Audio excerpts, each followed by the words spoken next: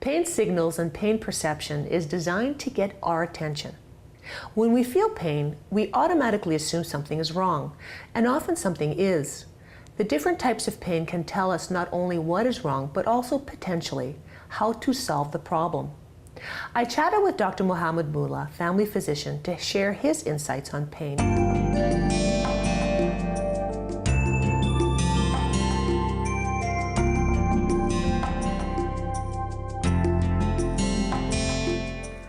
Why is pain so prevalent today? Pain is prevalent, or it has always been prevalent. Okay. The process that has gone on is that we have found newer and newer methods to treat the pain.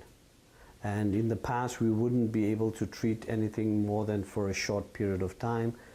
There were limitations of economics that would sort of not facilitate that. People had to continue their lives, whereas now we have access to better health care, we have access to pain relief that hasn't been available in the past. And obviously the pain that is being treated for just a short while is often forgotten. However, when there's a chronic pain problem, then the person has to obtain necessary medical attention, which is ongoing and becomes a chronic condition. And what is regional pain syndrome?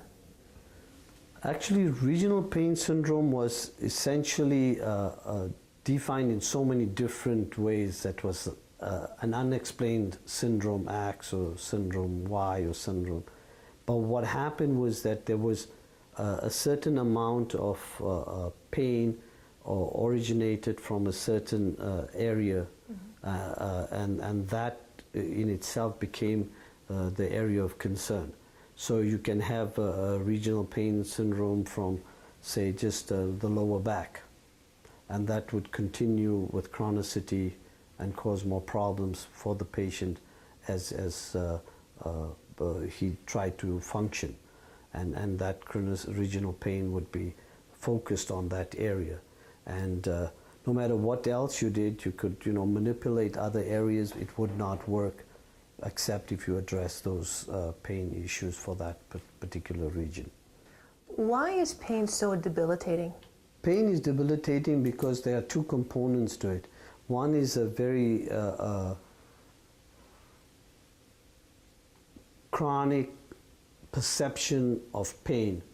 And if you aren't able to address the pain, then you are always having difficulty with quality of life.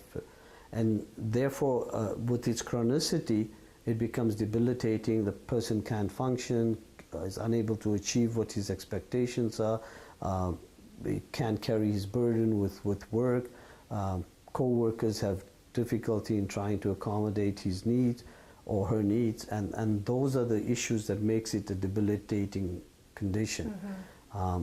However, if you can address the pain with appropriate medication and therapies, then the patient is able to have at least a modicum of comfort and able to function and fulfill their commitments and obligations, so it brings them back into a certain amount of capacity.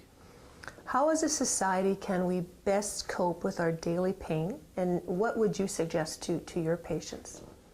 It's a multifactorial condition that requires perhaps an adjustment to the way the person is working or living. People around the patient that has this chronic pain have to be aware of it.